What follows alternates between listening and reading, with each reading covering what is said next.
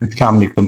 Welcome to code with Mushtaq. कैसे हैं दोस्तों, जैसे आपको पता है कि पाइथन जो है ना वो ट्रेंडिंग लैंग्वेज है। इस वक्त सबसे ज़्यादा इस्तेमाल 80% डेवलपर जो है ना वो पाइथन यूज़ करते हैं। पाइथन डाटा साइंस में, आर्टिफिशियल इंटेलिजेंस में, ऑटोमेशन में, वेब डेवलपमेंट में हर जगह पे इस्तेमाल होती है। और हर गुजरते दिन के साथ हर साल इसका 27% जो है ना डेवलपर्स की मांग इसमें बढ़ती है।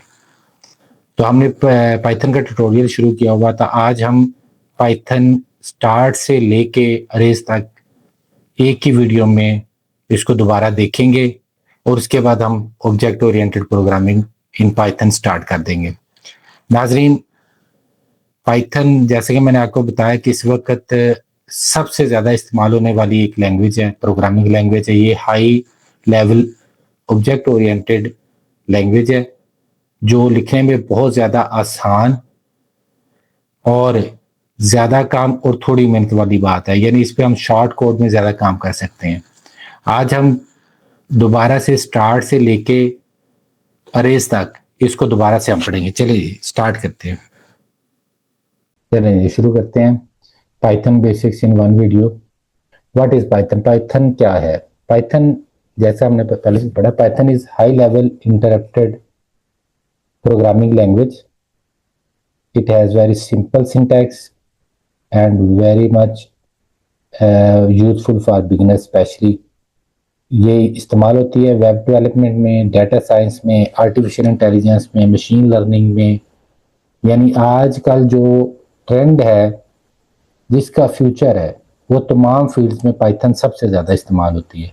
जैसे कि मैंने आपको बताया था कि जितनी बड़ी बड़ी कंपनीज हैं, जिस तरह माइक्रोसॉफ्ट है, अमेजोन है, मेटा है, ये लोग पाइथन को यूज़ कर रहे हैं। गूगल है, ये लोग पाइथन को अपनी एप्लीकेशंस के अंदर इम्बेड कर रहे हैं।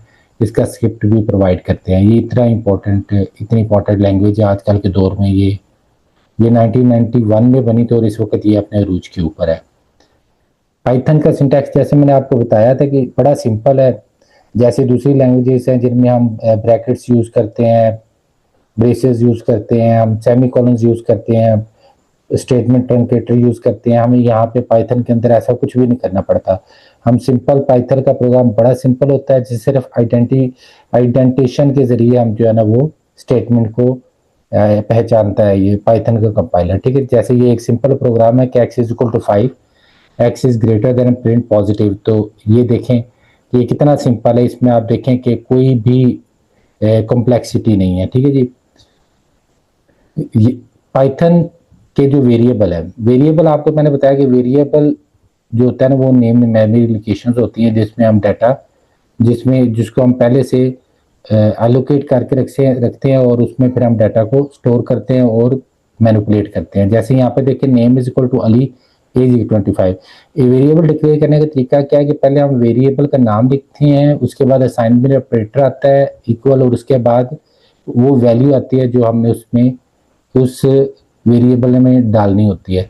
पाइथन इस सिलसिले में बड़ा जनाब समझदार है कि हमें इसको एक्सप्लिसिटी बताना नहीं पड़ता कि कौन सा वैल्यू, कौन सा वेरिएबल की टाइप क्या है, डाटा टाइप की हमें बताने की जरूरत नहीं पड़ती है। जब उसमें डाटा आता है तो ऑटोमेटिकली उसकी डाटा टाइप वो उसको खुद ही उस तरह कर लेता है। ठीक है जी। वैसे इसमें जो डाटा टाइप यूज होती हैं वो स्ट्रिंग होती है। ये कैरेक्टर्स के लिए, इंटीजर जो है नंबर्स के लिए होता है, फ्लोट या डेसिमल नंबर्स के लिए होता है, बुलियन ट्रू फॉल्स होता है, लिस्ट, ट्रिपल, डिक्शनरी और सेट। ये जो है ना ये कलेक्शंस हैं, या इसको हम लिस्ट वेरिएबल्स भी कहते हैं, डाटा टाइप्स भी कहते हैं, जो हमने बड़ी डिटेल से पढ़ी भी थी। ठीक है। हाँ जी, स्टार्ट करते हैं जी। सबसे पहले इनपुट फंक्शन होता है जी। इनपुट फंक्शन क्या करता है कि ये यूजर से इनपुट लेता है, और प्रिंट फंक्शन क्या कहता है कि ये स्क्रीन के ऊपर जो है ना वो आउटपुट को प्रिंट करता है। मिसाल के तौर पे अगर हम देखें name, input enter your name, तो ये यूजर को कहेगा कि अपना नाम जो है ना वो एंटर करो, और प्रिंट स्टेटमेंट क्या करेगी, ये हेलो नेम को प्रिंट कर देगी, जो कि हमने ये वेरिएबल में लिया है। ठीक है जी। हम एंड पे इस पे थोड़ी बहुत प्रैक्टिस भी करेंगे। इसमें हम कंडीशनल स्टेटमेंट जी हमने पढ़ी है। कंडीशनल स्टेटमेंट इसमें जनाब तीन तरह की हैं जी, बल्कि इसको कहेंगे दो तरह की हैं। एक इफ एल्स स्टेटमेंट है और एक नेस्टेड इफ के लिए जो एल इफ यूज होती है उसके लिए जी। उसके बाद हमने इसमें दो तरह के लूप्स पढ़े हैं जी, फार लूप पढ़ा था और हमने वाइल लूप पढ़ा था। लूप्स क्या होते हैं? ये आइटरेशन स्टेटमेंट्स होती हैं। जब हमने किसी पीस ऑफ कोड को बार बार रिपीटेडली किसी खास कंडीशन के पास होने तक चलाना होता है तो हम लूप्स यूज करते हैं जी। दो तरह के लूप्स है इसमें, फार लूप है और वाइल लूप है। अगर आप देखें तो फार लूप में फार हमारे पास इसका है कीवर्ड और उसके बाद वेरिएबल आता है, इन एक फिर कीवर्ड है और उसके बाद हम जो है ना उसका रेंज ऑफ 5 यानी उसके कंडीशन बताते हैं कि कब तक इसने चलना है, वो कंडीशन आ जाती है और उसके बाद हम आई को प्रिंट करवाते हैं। अगर वाइल लूप में आप देखें तो पहले हम वेरिएबल को डिक्लेयर करते हैं, उसके बाद हम कंडीशन लिखते हैं, उसके बाद हम एक्शन लिखते हैं और उसके बाद जो हम उसको प्रिंट करवा देते हैं। ठीक है जी। Function reusable piece of codes होते हैं, ठीक है ना, और ये डेफ कीवर्ड से जो है ना वो डिफाइन किए जाते हैं। फंक्शन में सबसे पहले डेफ कीवर्ड आता है, फिर फंक्शन का नाम आता है, फिर ये छोटी ब्रैकेट्स आती है और इसके अंदर आर्गूमेंट्स होते हैं। फंक्शन आर्गूमेंट ले भी सकता है, ठीक है ना, और रिटर्न भी कर सकता है। जैसे यहाँ पे देखें हम नेम का आर्गूमेंट ले रहे हैं और उसके बाद उसको हम प्रिंट भी कर रहे हैं। ठीक है जी। उसके बाद लिस्ट आता है जी। लिस्ट हमने पढ़ी है। अगर हमें ऐसा वेरिएबल यानी अगर ऐसी सिचुएशन हो कि हमने एक से ज्यादा वैल्यूज एक वेरिएबल में स्टोर करनी होती है तो फिर हम लिस्ट यूज करते होते हैं, यानी multiple values in one variable. तो लिस्ट के तो बड़ा डिटेल जो है ना वो लास्ट हमारा वीडियो थी। अगर आपने नहीं देखी तो हमारी प्लेलिस्ट नीचे डिस्क्रिप्शन में हमारी जो प्लेलिस्ट का लिंक मौजूद है, आप उसको देखें। ये बड़ी डिटेल बड़ी इंपॉर्टेंट डाटा टाइप्स है लिस्ट। ठीक है जी। ये आपके सामने फ्रूट की लिस्ट है जिसमें एप्पल, बनाना और चेरी हमने डिक्लेयर किए हैं और लिस्ट के फिर बहुत सारे मेथड हैं जी, वो हम जो ना उनको भी एंड पे देखेंगे और इनको हमने बड़ी डिटेल से ऑलरेडी पढ़ा हुआ है। अपेंड, ये मेथड स्टार्ट हो गया। अपेंड क्या करता है? ये लिस्ट के अंदर सबसे एंड पे नया एलिमेंट जो है ना वो ऐड कर देता है। क्लियर क्या करता है? ये पूरी लिस्ट को क्लियर कर देता है, तमाम एलिमेंट्स को रिमूव कर देता है। कॉपी क्या करता है जनाब? कॉपी नई लिस्ट के अंदर पुरानी वाली लिस्ट जो किसी एक लिस्ट में दूसरी लिस्ट को हम कॉपी कर लेते हैं जी। काउंट क्या करता है कि काउंट फंक्शन ये करता है कि जी उस लिस्ट में मौजूद किसी खास एलिमेंट की तादाद को बताता है कि मिसाल के तौर पे इसमें एप्पल है तो एप्पल कितने दफा आया है। उसके बाद जनाब एक्सटेंड मेथड है। एक्सटेंड मेथड क्या करता है? एक अरे को दूसरे अरे में कॉपी करता है। जैसे यहाँ पे देखें हमने फ्रूट डॉट एक्सटेंड यानी हमने फ्रूट्स को एक्सटेंड करके उसके अंदर ग्रेप्स और मेलन की एक और अरे कॉपी कर दी है। ठीक है जी। उसके बाद जनाब हमारे पास आ जाता है इंडेक्स का मेथड। इंडेक्स क्या करता है? ये हमें पोजीशन बताता है किसी खास एलिमेंट की। हमने पढ़ा था कि सबसे पहले हमें उस लिस्ट का नाम आता है जिसके ऊपर हमने मेथड लगाना होता है, उसके बाद डॉट के बाद वो मेथड आता है और उसके बाद उसका अगर कोई आर्गुमेंट है तो वो हम उसमें देते हैं। इंसर्ट क्या करता है? इंसर्ट किसी स्पेसिफिक पोजीशन के ऊपर नए एलिमेंट को लिस्ट में ऐड करता है। ठीक है जी। यहाँ पे देखें फ्रूट यानी लिस्ट का नाम, फिर डॉट, फिर इंसर्ट का मेथड, फिर उसकी पहले पोजीशन आती है जिसमें हमें उसके इंसर्ट करना है, फिर मैंगो। यानी यहाँ पे अगर हम देखो तो नंबर 1 पोजीशन के ऊपर मैंगो ऐड करते हैं और हमने कहा था कि जो इंडेक्स लिस्ट क्या है वो 0 से स्टार्ट होता है, तो ये एप्पल और बनाना के दरमियान में नंबर 1 पोजीशन पे ऐड हो जाएगा जी। पॉप क्या करता है? पॉप किसी भी लिस्ट के अंदर से इंडेक्स नंबर के हिसाब से किसी एक भी एलिमेंट को वहां से रिमूव कर देता है जी। रिमूव वहां में जी पॉप ने हमें कहा कि पोजीशन देते हैं तो उस पोजीशन पे जो एलिमेंट होता है उसको रिमूव करता है। जो रिमूव मेथड है ये क्या करता है? इसमें हम उस एलिमेंट का नाम देते हैं और उसको वो रिमूव कर देता है जी। सॉर्ट क्या करता है? सॉर्ट जो है ना वो लिस्ट को सॉर्ट करता है यानी उसको असेंडिंग या डिसेंडिंग ऑर्डर में सॉर्ट कर देता है। चले जी, ये तो हमारी डिवीजन थी। चले हम अब वीएस कोड में चलते हैं और इसकी हम प्रैक्टिस करते हैं जी। चलें जी दोस्तों, हम आपके पसंदीदा जगह पे आ गए। जैसे खिलाड़ी के लिए मैदान उसको बड़ा पसंद होता है, प्रोग्रामर के लिए उसका आईडी बड़ा अच्छा होता है, उसको बड़ा पसंद होता है। जो हम प्रैक्टिकल काम करने जा रहे हैं, जो लोग हमारे साथ नए हैं जी वो उनको बताते चलें कि सबसे पहले आपने पाइथन की वेबसाइट से पाइथन को डाउनलोड करना है। उसके बाद आपने माइक्रोसॉफ्ट की वेबसाइट से विजुअल स्टूडियो कोड डाउनलोड करना है। जब विजुअल स्टूडियो कोड आपके सामने है, ये डाउनलोड हो जाएगा तो उसके बाद जनाब आपने क्या करना है? उसके बाद आपने एक्सटेंशन इंस्टॉल करनी है जी। एक्सटेंशन कौन सी इंस्टॉल करनी है? आपको बताया था कि व्यू में जाएंगे, एक्सटेंशन में जाएंगे और यहाँ पे आप पाइथन लिखेंगे तो आपने माइक्रोसॉफ्ट की पाइथन की एक्सटेंशन को इंस्टॉल करना है। इसका फ़ायदा ये होगा कि जब आप कोड लिखेंगे तो ये आपका कोड ऑटो कंप्लीट करेगा, उसमें जो कोई एरर आएगी तो वो भी आपको सजेस्ट करेगा उसकी करेक्शन को। एक्सटेंशन इंस्टॉल करने के बाद जनाब आपने पहले अपनी file first dot P Y यानी आपको एक फोल्डर अपने कंप्यूटर के ऊपर बनाए लर्न पाइथन का, और उसके अंदर पहली अपनी फर्स्ट डॉट पी वाई जो भी नाम आप रखें, या पी वाई जो है ना साथ एक्सटेंशन शो करती है कि वो पाइथन की है। जब आप यहाँ पे न्यू फाइल ओपन करेंगे तो इस तरह आपके सामने आएगा। यहाँ से आपने लैंग्वेज को पाइथन को लाजमी तौर पर सिलेक्ट करना है, ठीक है जी। इस तरह पाइथन को सिलेक्ट करना है, इससे उसको पता चल जाएगा कि हम पाइथन की कोडिंग करने जा रहे हैं, ठीक है जी।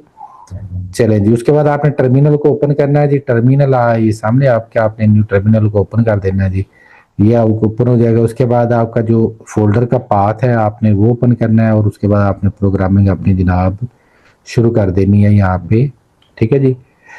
चलें हम सबसे पहले जनाब ऑल ओवर द वर्ल्ड सबसे मशहूर जो प्रोग्राम किसी भी लैंग्वेज का होता है हेलो वर्ल्ड, वो चले हम लिख लेते हैं, लेकिन हम इसमें थोड़ा चेंज कर लेते हैं। हम हेलो वर्ल्ड की बजाय लिख देते हैं जनाब welcome to code with Mushtaq ji, ठीक है जी।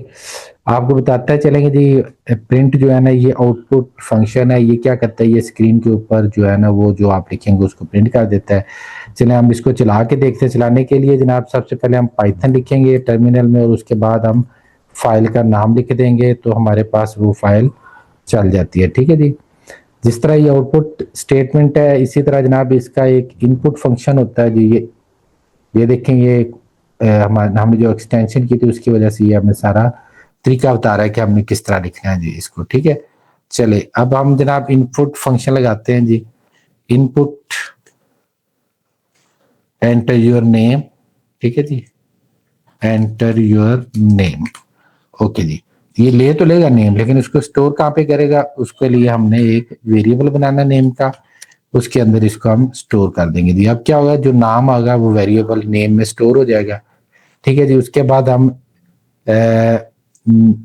चलें जी, इसको नेम को हम प्रिंट करवा देते हैं यहाँ पे, ठीक है जी, ओके। अब इस हम प्रोग्राम को चलाएंगे जनाब। ये क्या कर रहा है प्रोग्राम, ये हमारे पास एक इनपुट स्ट्रीम के जरिए हमारा नाम ले रहा है, उसको एक वेरिएबल में स्टोर करता है, फिर उसको आउटपुट फंक्शन के जरिए उसको प्रिंट कर रहा है। चलें जी, ये देखें उसने नाम पूछा है जी, मैंने आपका नाम लिख दिया है अहमद, तो उसने क्या दिया जी, Ahmed welcome to code with Mushtaq. ये देखें इसमें हम थोड़ा सा इस तरह भी कर सकते हैं ताकि ये हमें क्लियर थोड़ा सा पता चले। चलें जी, आपको मैंने बताया था कि एरो की अप और डाउन से आप सबका और कमांड जो है ना उस पर जा सकते हैं, बार बार लिखने की जरूरत नहीं पड़ती। टर्मिनल में एंटर प्रेस करें, आप देखें थोड़ा सा स्पेस आ गया, नहीं इस दफा हम लिखते हैं उस्मान, ठीक है जी। Welcome Usman, welcome to code with Mushtaq ji. ये बेसिक इनपुट और आउटपुट स्ट्रिंग थी। हमने इसमें कुछ वेरिएबल्स पढ़े थे अगर आपको याद हो। चले जी, मैं ए लिखता हूँ जनाब, A1 और B2, ये देखे दो वेरिएबल है। अब इसको ऑटोमेटिकली ये समझ जाएगा कि ये क्या है, ये दोनों जनाब हमारे पास इंटीजर वेरिएबल, ऑटोमेटिकली इसको लेगा। अब हम इसका सम जो है ना वो प्रिंट करवा के देखते हैं जी, प्रिंट सम। अगर हम इसको प्रिंट करेंगे तो ये देखें ये 3 देगा, इसका मतलब क्या हुआ कि ये इसको खुद ब खुद ही एक नंबर के तौर पे ले रहा है। लेकिन अगर आप इसके ये इन्वर्टेड कोमा से लगा देंगे ना तो इसका मतलब क्या है, वो समझ जाएगा कि जब जो अब हमारे पास आ रहा है ना वो क्या है, वो हमारे पास एक स्ट्रिंग है। अब जब ये सम का वेरिएबल क्या करेगा, आप दोनों को जब कंकैटिनेट, इसको कहते हैं स्ट्रिंग को कंकैटिनेट करना, इन दोनों को कंकैटिनेट कर देगा, दोनों एक और दो का आपस में जोड़ देगा और ये क्या बन जाएगा, आपको दिखाते हैं जनाब ये क्या बन जाएगा। इधर लिखना था हमने क्लियर स्क्रीन, इसको मैं क्लियर स्क्रीन करता हूँ। इसके बाद थोड़ा सा ऊपर करते हैं। अब आप इसको जब प्रिंट करेंगे तो आप देखेंगे कि ये क्या लिख रहा है 1 2, इसी ने स्ट्रिंग कंकैटिनेट कर दी। कंकैटिनेट करने का फायदा क्या है, मसलन जैसे मेरा नाम है जी मुश्ताक और मैं यहाँ पे लिख देता हूँ हुसैन, तो ये मेरे नाम को जो है ना वो कंकैटिनेट कर देगा। कंकैटिनेट के दरमियान जनाब अगर हम थोड़ी सी कोशिश करें, अगर वो हमारी बात मान जाए तो हम एक स्पेस भी डाल लेते हैं जी, मेहरबानी है उसकी, मान गया जी। आप देखें जी उसने क्या किया, मुश्ताक हुसैन नाम प्रिंट कर दिया मेरा, ठीक है जी। यानी जब इन्वर्टेड कॉमर्स लगाते हैं तो उसको पता लग जाता है कि ये एक कैरेक्टर स्ट्रिंग है, ठीक है जी। लिस्ट भी हमने कहा था कि एक जी लिस्ट होती है जो उसमें हम जैसे फ्रूट की हमने बड़े मशहूर, जनाब आपको याद होगा, लिस्ट बनाई थी। उसमें हमने फ्रूट्स लिखे थे, जैसे एप्पल लिखा था जिन्हें हमने, बनाना लिखा था, ठीक है ना, बनाना। उसके बाद हमने जनाब ऑरेंज लिखा था, या पीच लिख लें, जो मर्जी लिख लें, ऑरेंज। ये क्या करता है जनाब, ये पूरी की पूरी लिस्ट को जो है ना वो, यानी लिस्ट एक ऐसा वेरिएबल होता है, डाटा टाइप होता है, जिसमें हम मल्टीपल वैल्यूज को स्टोर करते हैं। अगर हम इस लिस्ट को प्रिंट करवाना चाहें तो हम प्रिंट फ्रूट लिखते हैं, तो ये क्या करेगा जनाब, ये पूरी की पूरी लिस्ट को यहाँ पे इसको प्रिंट कर देना चाहिए जी। ये देखिए इसने पूरी लिस्ट को प्रिंट कर दिया है, ठीक है जी। आपको याद होगा कि हमने लिस्ट के ऊपर कुछ मेथड्स भी लगाए थे, हम वो मेथड्स भी लगा लेते हैं जी। लिस्ट के ऊपर सबसे पहले जनाब हमने क्या करना होता है, हमने लिस्ट का नाम लिखना होता है जी। उसके बाद हमने उसके मेथड, हम अपेंड के मेथड लगाते हैं, इसमें हम एक और वैल्यू जो है ना वो ऐड कर देते हैं। अपेंड सबसे एंड पे एक नई वैल्यू को ऐड कर देता है जी। तो हम ग्रेप्स को ऐड कर देते हैं। आप सोच रहे होंगे ग्रेप्स बड़े पसंद है जी, बिल्कुल आजकल सीजन में है। चलिए हमने ग्रेप्स को, फ्रूट को ऐड कर दिया। अब हम प्रिंट कर लेते हैं अपनी इसको, तो ये हमारे पास आ जाएगा जनाब फ्रूट, ठीक है जी। और अब हम इसको अगर चला के देखते हैं तो ये हमारे पास जनाब पाइथन का जो है ना फ्रूट, क्या हुआ जी, हमने फ्रूट को यहाँ पे प्रिंट करवाया लेकिन एज वेरिएबल नहीं करवाया, हमने इसको एज स्ट्रिंग करवा दिया। उसने इन्वर्टेड कॉमास में जब हम देंगे तो उसको एज इज प्रिंट कर देता होता है, ठीक है। हमने यहाँ वेरिएबल का नाम देना था जी, ये वेरिएबल का नाम दिया। आप देखें क्या किया उसने, उसने जनाब इसके अंदर जो है ना फ्रूट को प्रिंट कर दिया है, ठीक है जी। उम्मीद है कि आपको इसकी समझ तो आ रही होगी, ठीक है जी। उसके बाद हमने, हमें आप बताएंगे जिन्हें हमने इसके बाद कौन सा लगाया था जी, फ्रूट के पेंट के हम बहुत सारे मेथड खैर से पढ़े थे हमने।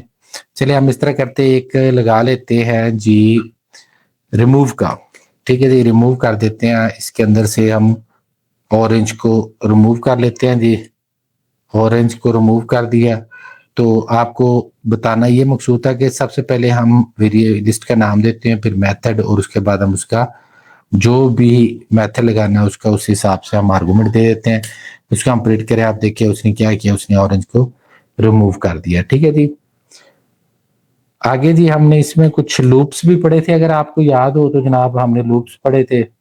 एक वाइल लूप हमने पढ़ा था, एक फार लूप पढ़ा था। चलिए जी हम वाइल लूप को देखते हैं। वाइल लूप में सबसे पहले हम वेरिएबल को डिक्लेयर करते हैं, आई इज इक्वल टू 1, हम स्टार्ट इधर से ले लेते हैं जी। उसके बाद हम कहते हैं कि वाइल कंडीशन लगाते हैं कि क्या करे जनाब, जब तक आई जो है ना वो 6 से छोटा है या 5 से छोटा है, ठीक है जी। ये हमारी कंडीशन है, ठीक है। क्या करे, काम क्या करेगा, वो आई को प्रिंट करता जाए, ठीक है। किसको प्रिंट करता जाए, आई को। और हर दफा जो है ना वो एक इंक्रीमेंट होता जाए ना, यानी आई प्लस इक्वल 1, हर दफा आई में एक जो है ना वो ऐड होता जाए, ठीक है जी। ये हमारा वाइल लूप था। चलिए हम इसको चलाते हैं। ये हमारा वाइल लूप क्या करेगा, ये क्या करेगा, ये तब तक जब तक हमारी ये कंडीशन फॉल्स नहीं हो जाती तब तक ये जनाब आई को प्रिंट करता जाएगा। आप देख लें जी, इसने 4 तक प्रिंट कर दिया, ठीक है जी। अगर आप यहाँ पे 8 लिख दें तो ये 8 तक प्रिंट करता जाएगा जी, ओके जी। तो ये देखें इसने 7 तक प्रिंट कर दिया, ठीक है जी। इसके बाद हम CLS लिख देते हैं जी। अब क्लियर स्क्रीन करते हैं। वाइल लूप के अलावा जी हमने एक और लूप पढ़ा था, जो फार लूप था। वाइल लूप में अगर आप याद हो तो हमने ब्रेक स्टेटमेंट पढ़ी थी, कंटिन्यू स्टेटमेंट पढ़ी थी, पास स्टेटमेंट पढ़ी थी। और मैंने आपको ये बात बताई थी कि it is a good habit कि आप जब भी वाइल लूप लिखें तो उसके अंदर आप ब्रेक स्टेटमेंट को लाजमी तौर पर इस्तेमाल करें। ब्रेक स्टेटमेंट का मतलब होगा उसके बाद वो, उस कंडीशन के बाद वो लूप जो है ना वो एग्जिट हो जाता है। कंटिन्यू स्टेटमेंट क्या करती है कि जिस कंडीशन के ऊपर आप कंटिन्यू स्टेटमेंट लगाएंगे उसको वो स्किप कर देता है। मिसाल के तौर पे ये जी हमने यहाँ पे किया, तो हम यहाँ पे क्या करते हैं जी, हम कहते हैं इसको कि ये कर तो रहा है, एक कंडीशन हम इसके ऊपर लगा देते हैं कि वो कंडीशन ये है कि अगर हमारे पास क्या लगाएं, कंडीशन 3 की लगा देते हैं। चले जी 3 की लगाते हैं कि if I is equal to 3, और आपको मैंने कहा था कि सिंगल जो है ना वो इक्वल वो असाइनमेंट ऑपरेटर होता है, जब वेरिएबल्स में लगाते हैं तो डबल इक्वल हम लगाना चाहिए इक्वल के लिए, कि अगर आई इज इक्वल टू 3 आ जाए तो उसके बाद वो क्या करे, वो कंटिन्यू रहे, यानी इसको वो 3 को स्किप कर दे, ठीक है जी। और उसके बाद हम जो है ना वो आई को प्रिंट कर लेते हैं। आई को हमने ये हमारे पास जनाब हमने इधर ऊपर प्रिंट किया है, इसको हम थोड़ा सा मैं आपको क्लियर कर देता हूँ। इसको हम नीचे प्रिंट करते हैं, ये प्रिंट वाली जो कमांड है हम इसको उठा के नीचे ले आते हैं जनाब यहाँ पे, और इसको हम यहाँ पे प्रिंट करवा देते हैं, ठीक है जी। अब ये क्या करेगा, ये 3 को स्किप करेगा क्योंकि हमने वहां के ऊपर कंटिन्यू स्टेटमेंट लगा दिया, तो इसको 3 को स्किप कर देना चाहिए। देखें इसने 3 को स्किप कर दिया, ठीक है जी। इस तरह हमने पास स्टेटमेंट पढ़ी थी, और मैंने आपको बताया था कि पास स्टेटमेंट जो होती है ना वो सिर्फ एक प्लेस होल्डर होता है, उसका कोई खास काम नहीं होता। वो हम आमतौर पे इसलिए इस्तेमाल करते होते हैं ताकि अगर किसी जगह पे हमने फ्यूचर में कोड लिखना हो तो वो हमारे लिए आसानी होती है कि हम पास स्टेटमेंट की जगह पे उसको हम लिख सकते हैं, ठीक है जी। उसके बाद हमने एक लूप पढ़ा था जी जिसको हम कहते हैं फार लूप, ठीक है ना। जो मैंने आपको ये भी कहा था कि फार लूप हम आमतौर पे हम लूप्स के जरिए हम लिस्ट को भी प्रिंट करवा लेते हैं। चलिए हम दोबारा फिर एक फ्रूट्स की ही लिस्ट लिख देते हैं जनाब, फ्रूट्स इक्वल टू जनाब इस दफा थोड़ी सी छोटी लिस्ट लिख देते हैं टाइम की बचत के लिए, एप्पल और ग्रेप्स ये 2 लिख देते हैं हम जनाब, ग्रेप्स है। चले एक और हम लिख देते हैं ऑरेंज, ठीक है जी, ऑरेंज को लिख देते हैं, सही है। अब हम इसको लिस्ट को ना लूप के जरिए प्रिंट करते हैं। तो लूप में पहले कीवर्ड, फार लूप में पहले कीवर्ड आता है फार, ठीक है जी। उसके बाद आता है वेरिएबल, ठीक है, किसके अंदर, फ्रूट के अंदर, यानी जो हमने ऊपर हमारे पास वेरिएबल डिक्लेयर किया उसके अंदर, ठीक है जी। उसके बाद इसने क्या करना है कि इसने एक्स को प्रिंट करना है। तो अब क्या करेगा, ये हमारे जनाब उठाएगा एक एक एलिमेंट को फार लूप, और तब तक प्रिंट करता जाएगा जब तक ये रे खत्म नहीं हो जाती, यानी ये हमारे पास लिस्ट खत्म नहीं हो जाती। ये देखें ये फार लूप का काम है, ठीक है जी। फार लूप के अलावा हमने इफ एल्स स्टेटमेंट पढ़ी थी, वो तो खैर बहुत आसान है। इसमें तो पाइथन तो वैसे ही बड़ी आसान लैंग्वेज है, ठीक है जी।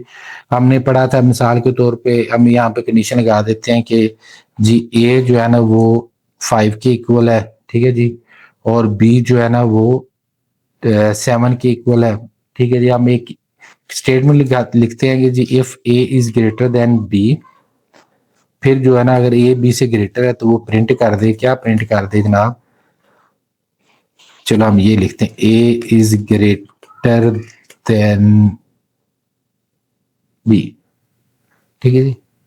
ये जनाब यहाँ पे हमने कोलन लगा देना, ठीक है जी।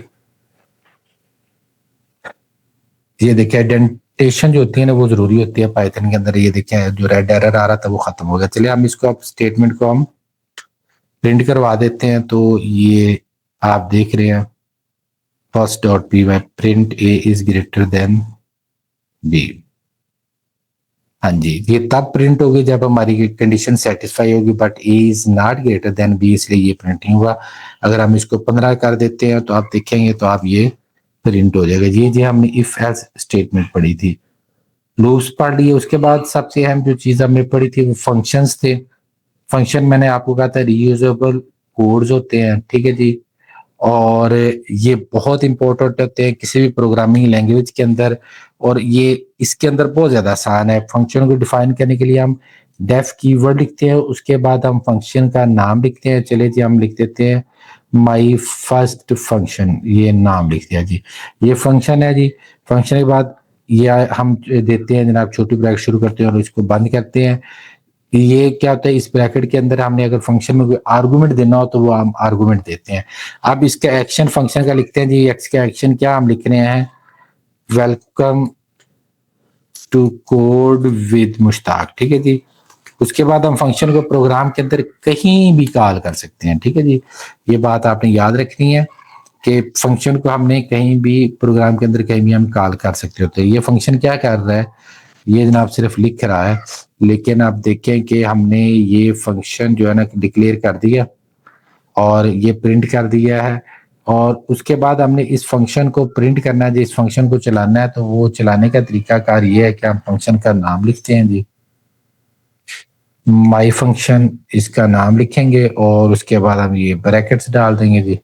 अब इसको हम कहते हैं कि आपकी मेहरबानी जनाब चल जो, अभी आप देखें ये चल गया। ठीक है जी, यानी फंक्शन आपकी मर्जी है, जहाँ पे इसको कॉल करना चाहिए हम कॉल कर सकते हैं जी। तो आज की वीडियो में हमने सारा ऑलमोस्ट जो हमने स्टार्ट से लेके तो फंक्शंस तक और अरेज तक हमने रिवाइज किया। ये हमारी स्ट्रक्चर प्रोग्रामिंग थी।